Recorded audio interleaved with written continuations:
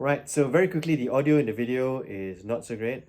I'm still learning how to do good miking. Hopefully that doesn't spoil your appreciation of the video. So let's get through this.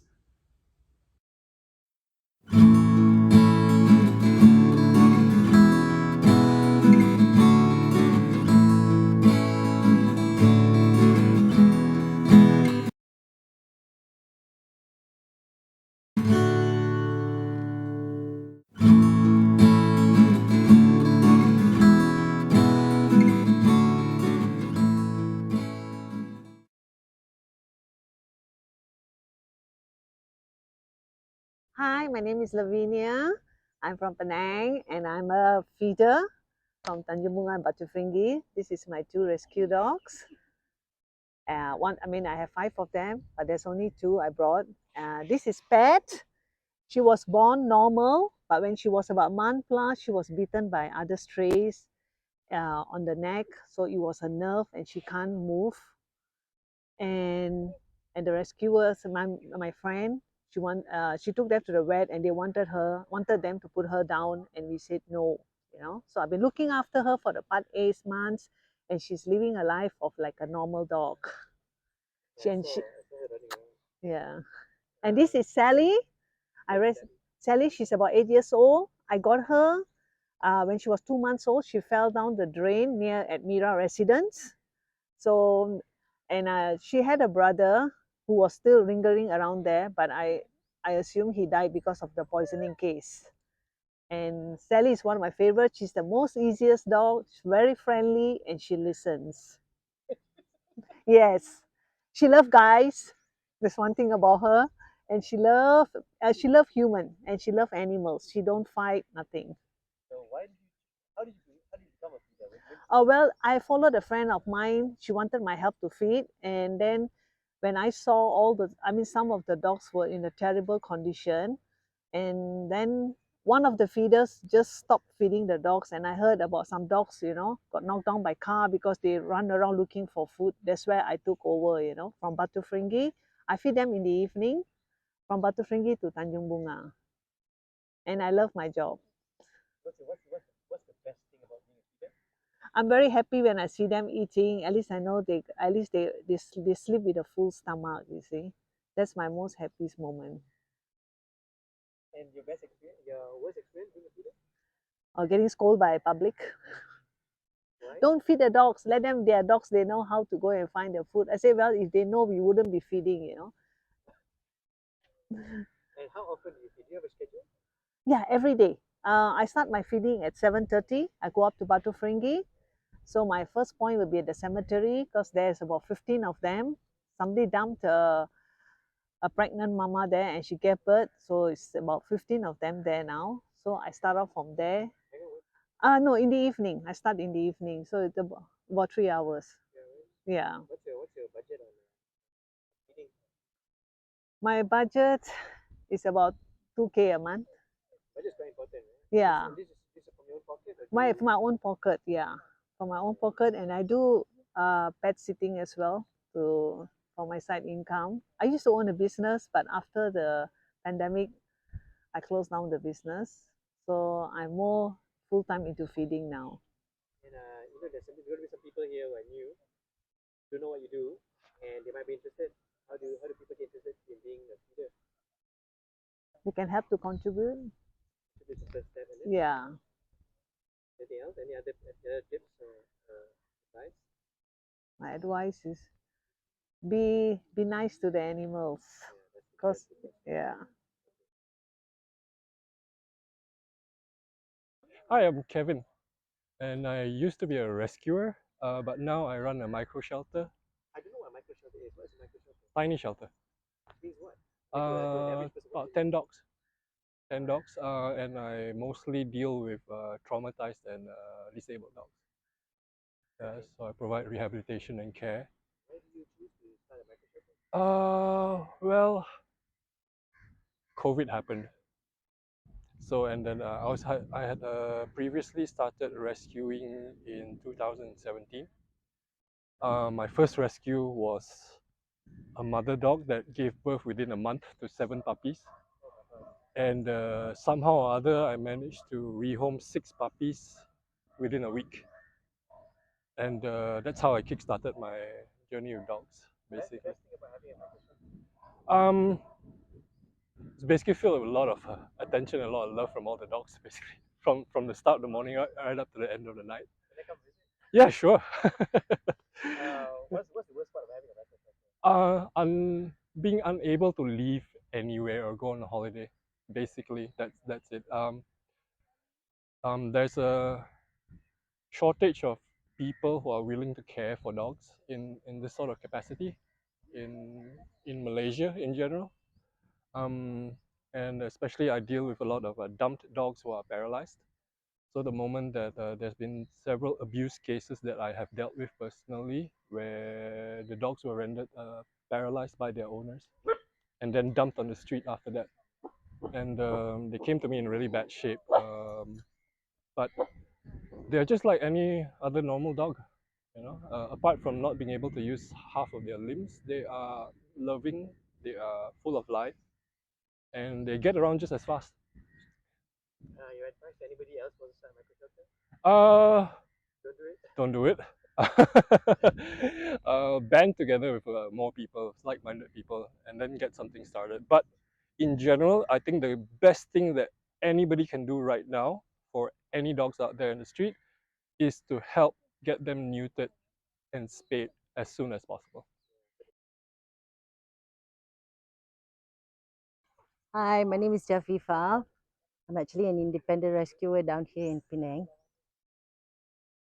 What else? So when did you start? When did you start becoming a rescuer?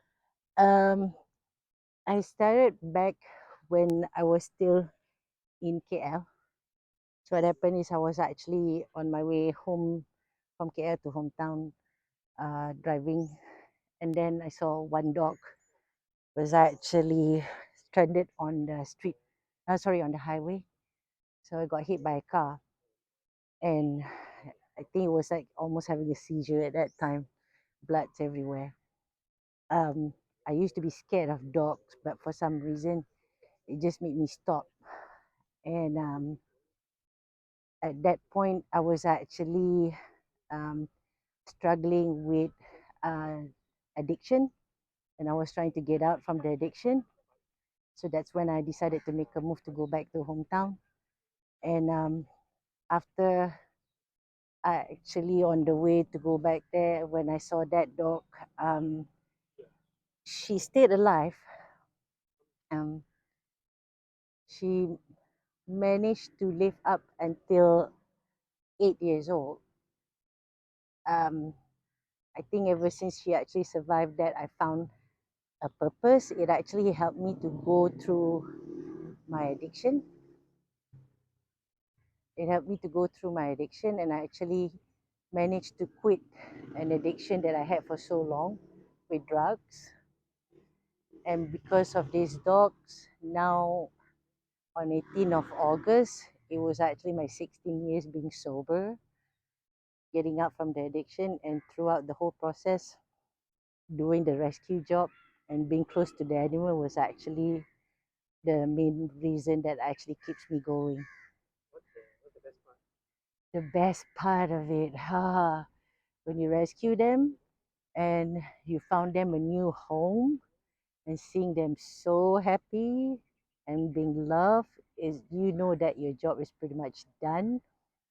So that would be the best part of all. So what's the best part about worst part about being a Ah, when you see how they went through struggle, not because of the nature, but because of what have been done to them by human, especially abuse cases, thinking that why just because they can't speak for themselves, people actually have to do something to them. Why can't people just leave them alone? I've seen worse where some being shoved firecracker inside them until everything was exploded. So that's the worst part, I think.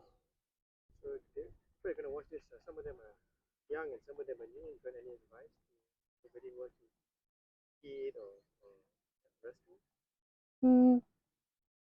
if you're not an animal person, leave them be. Don't try to actually take away their home. Don't try to force them out of their home. But if you want to learn to explore how far your relationship could go and what is your purpose in this animal's life, take your time and learn through it. And always be patient when it comes to them.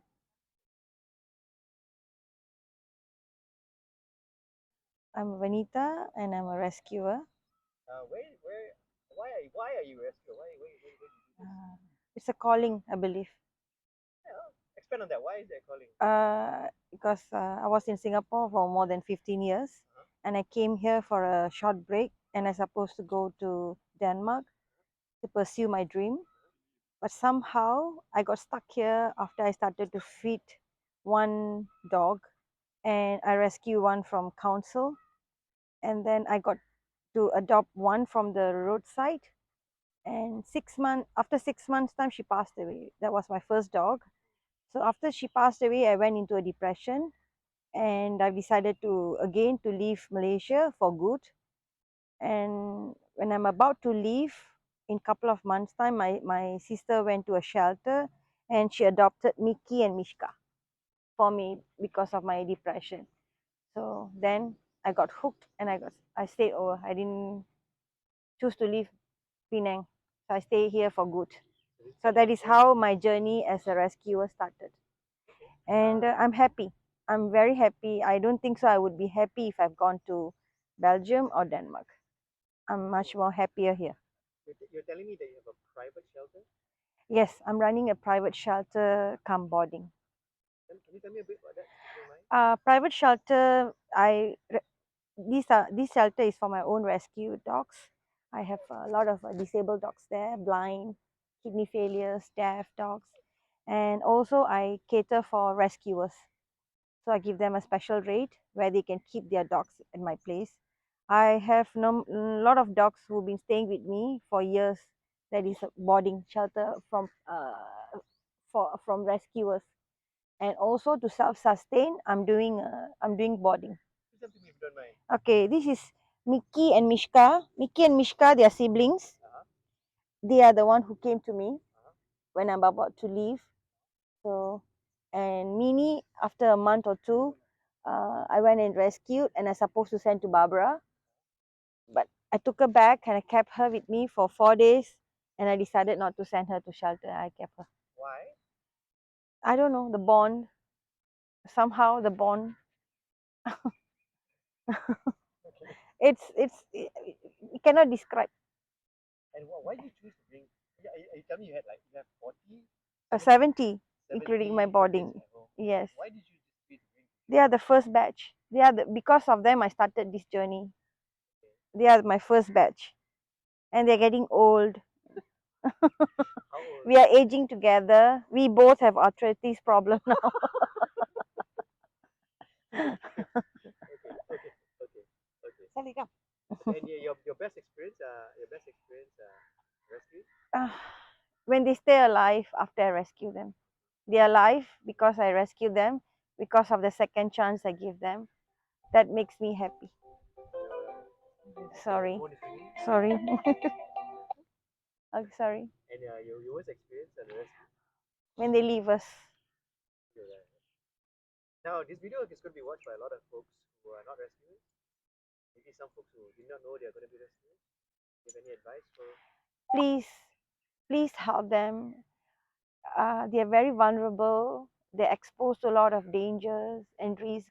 If we don't help them, no one else will. We are their only calling. So we help one. We don't have to help so many. Just help one at a time.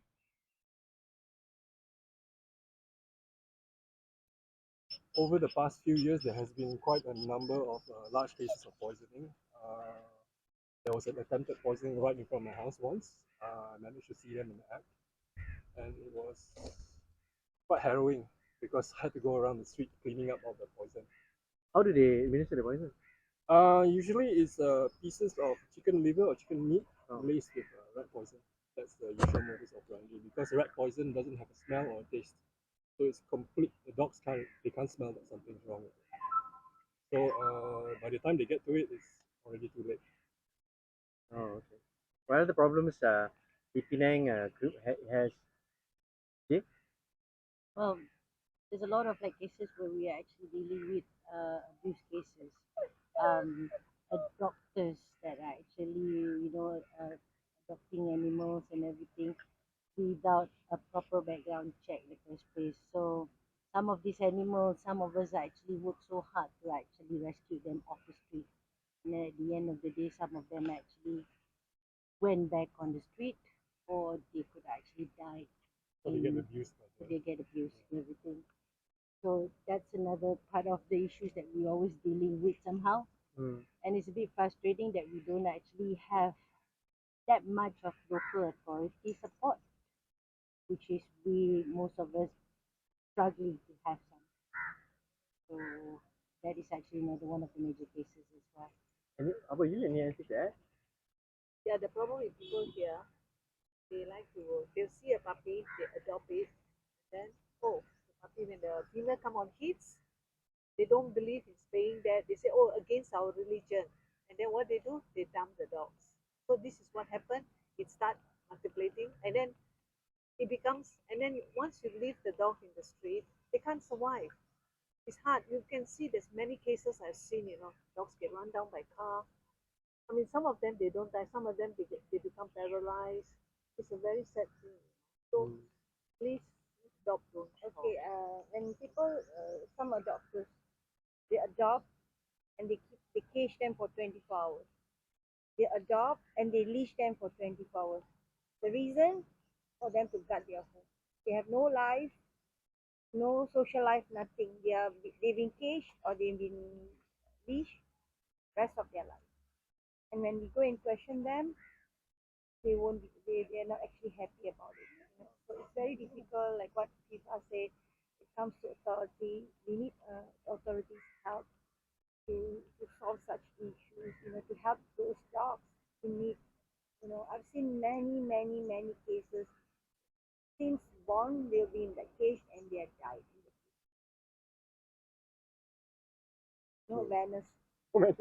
No, the question is, what would you say to the Okay. person To younger generations, to younger have but old, anybody, if you happen to see any sick dog or any injured dog or dog in need help, please look at them and help them. Okay, because if you're going to avoid them, and if you're going to think, oh, someone else going to come and help, nobody's going to help.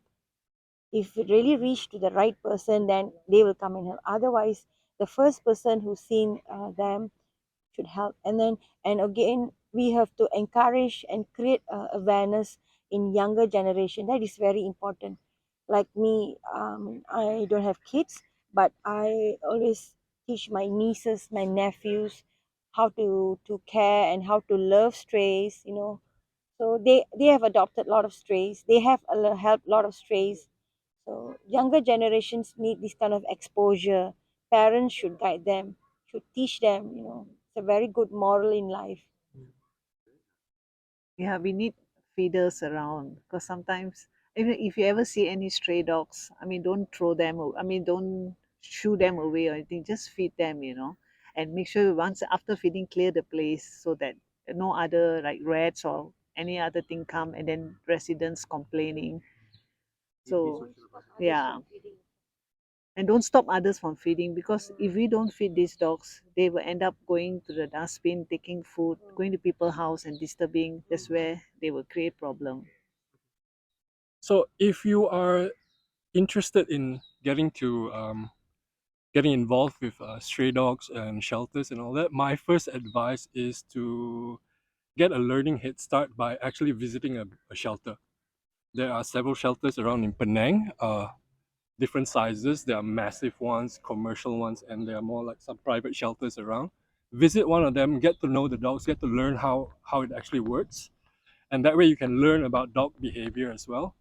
And because that's actually quite important when you're actually approaching a stray dog or for feeding or catching for neutering and all that, you have to understand whether they're stressed out or they're okay or they're friendly, because accidents can happen. And it's really important to get your basics right first before you go further along into this journey.